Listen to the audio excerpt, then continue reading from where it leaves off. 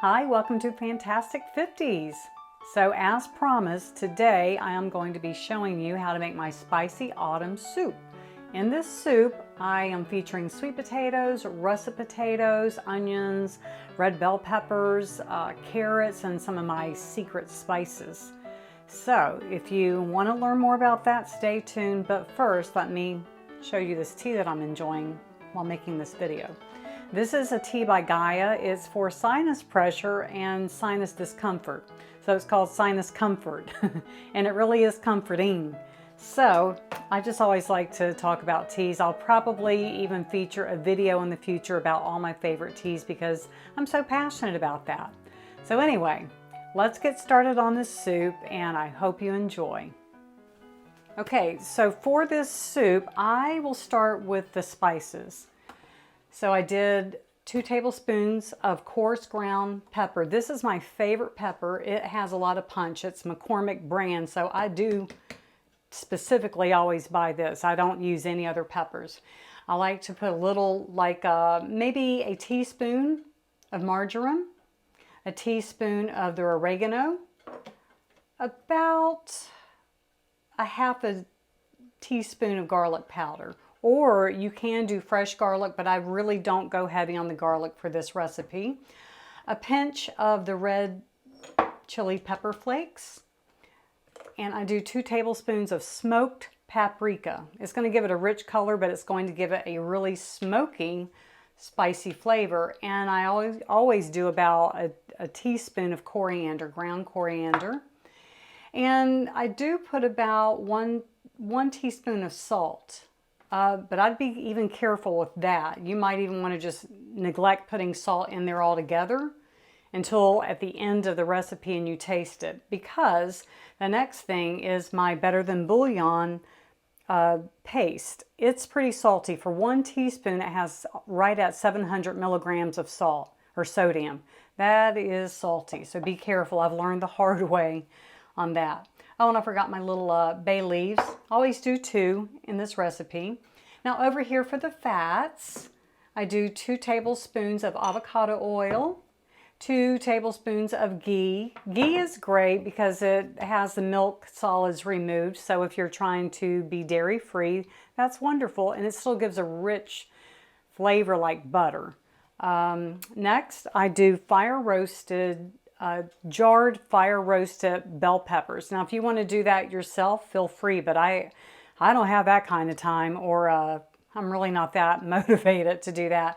So Trader Joe's makes a really great fire roasted jarred red bell peppers. And then I use a can of San Marzano tomatoes, but I only just pick out the whole tomatoes, and I don't put the sauce in. You can, but I didn't for this recipe. And then over here, we have an assortment of just russet potatoes.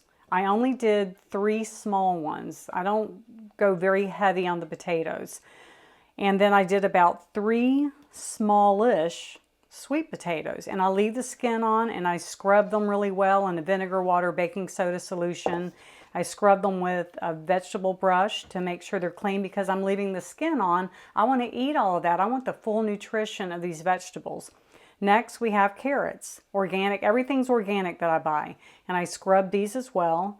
Raw red bell peppers. These just give it such a great flavor. And then a half of a Vidalia onion. You can do a whole onion, but I can't spare that today because I'm doing other dishes and I need my onions. So today it's only half of a Vidalia. It'll still be plenty flavorful. Have your pot on medium-low preheating because you want that to already be a little warm when you go to put the vegetables and fats in. So let's head over there now.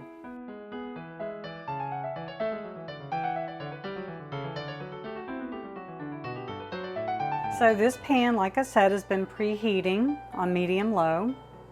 I'm going to pour that in. That's the avocado oil. And you can use any types of fat that you want. This is just what I typically use. Now the ghee.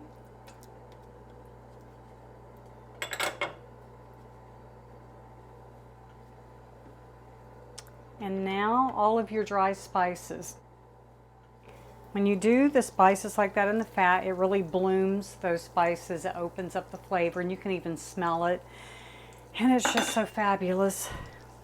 You don't have to do that, but I've learned that that is a better way to bring out the full flavor in your dried spices. Give that a little stir. Boy, that smells great already. And now what I like to do is just start dropping the raw vegetables in. I am going to crank my heat up too high right now. So go ahead and do that. And be careful when you're adding your vegetables in. I've burned myself before dropping vegetables down in there when it's been too hot, so be careful. And you can even put some of the onions down on the bottom of the pan first to get a little bit of char on them. That brings out some of that flavor. And on the carrots when they start to brown a little bit. So these vegetables are going to cook down for about 10 minutes before we add anything else to it. Yeah, go ahead and try to stir the vegetables a little bit to get some of that fat distributed around. All right, everybody, so keep your heat on medium, and I would stand here and just stir it a little bit. You know, just move the vegetables around to make sure nothing is burning on the bottom. We want flavor, but you don't want it to be burned, so keep that heat on medium for now. And just let it go about 10 minutes, and then I'll show you what we do after that, okay? Okay, so it's been 10 minutes. As you can see, it does cook down. It smells really great. So now we're going to add our tomatoes. Again, you can use tomato sauce. You can use fresh tomatoes, grape tomatoes. But again, I use the whole parts of the stewed, or rather peeled, San Marzano tomatoes. And that does have a little of its own juice, so whatever winds up in there is just a bonus. And then the fire roasted red bell peppers. Give that a stir.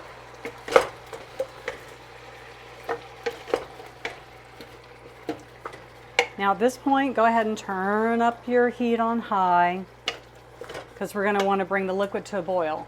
Now this is the 1 teaspoon in 2 cups of water of the ham Better Than Bouillon. This gives it that real smoky flavor. You don't have to put this in here if you're using the smoked paprika. You could use the vegetable Better Than Bouillon or chicken paste. I use all 3 of those. So we're going to pour this in. Now some of that paste did not dissolve, so I'm scraping that out. So you want to make sure that you do get all of that Better Than Bouillon out. Now at this point, the water is tricky. I like to have a somewhat thick version of this. The potatoes are going to thicken it up naturally. Plus, I'm going to puree it when it's through cooking in about an hour, hour and a half. So with this, you're going to add more liquid than you would with my other soups that I've shown on my videos. So if you have a tea kettle, go ahead and have this boiled and ready to go. And just go ahead and pour that all in there.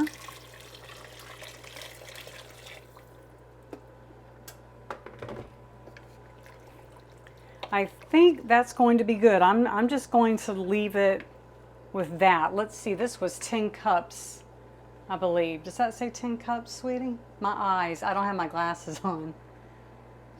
6 cups. To the line, the top of the line? That's 6 cups. Wow, okay, so that was 6 additional cups, so that's 8 total. But like I said, I think this is going to be just the right amount of thickness. You can always add more chicken broth or vegetable broth or just water to this. So that really just is a matter of preference, and that's something you can tweak as you go. And last but not least, 2 bay leaves. Put that in there. I'm going to give it a couple minutes to let it come to a boil, and then I'm going to cover and simmer between low and medium low for an hour, hour and a half.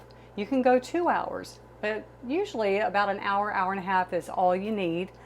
And then I will show you what to do after that. Okay, so again, I'm bringing this to a boil, and when it boils, I'll put the lid on it, turn the heat down to between low and medium low.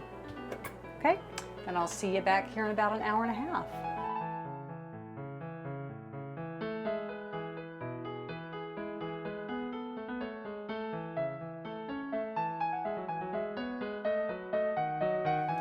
Okay, we're back. It's ready to be pureed. So first things first, come in and fish out those little bay leaves.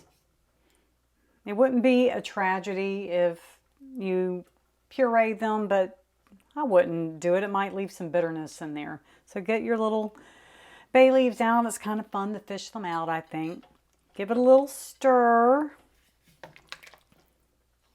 And if you do not have an immersion blender, you can very, very carefully put this in your blender, and you just be so careful not fill it. Just do it halfway, so do it in little increments like that so you don't burn yourself and blow the lid off. I actually did that years and years ago with the tomato soup. Blew it all over my kitchen twice.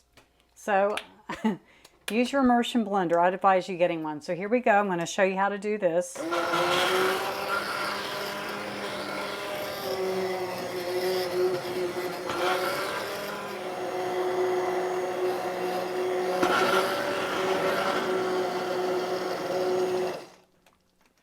All right, here we go. It looks great. It's perfectly thick. So I did great on the liquid. Proud of myself for that. So the total liquid was 8 cups for my size pot.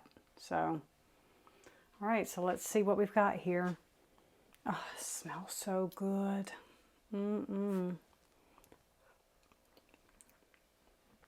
It is perfect. That is so good. It could actually use a smidge more salt, but it's not bad at all. So I would add the amount of salt that you saw me adding at the beginning of this video and just adjust afterwards, or maybe right before you puree it. So you know your own palate.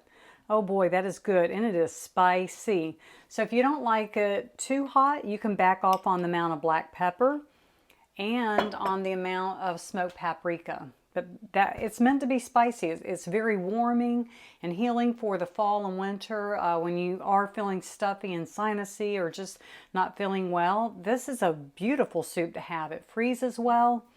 So it's a good staple for the fall and winter, and you can have some crusty bread with it. Just have a cup before dinner or lunch. It's so fabulous. So please let me know if you like this recipe, and if you try it, comment down below. I hope that you will hit like and subscribe and check out some of my other videos and come see me again. Thanks. Bye-bye.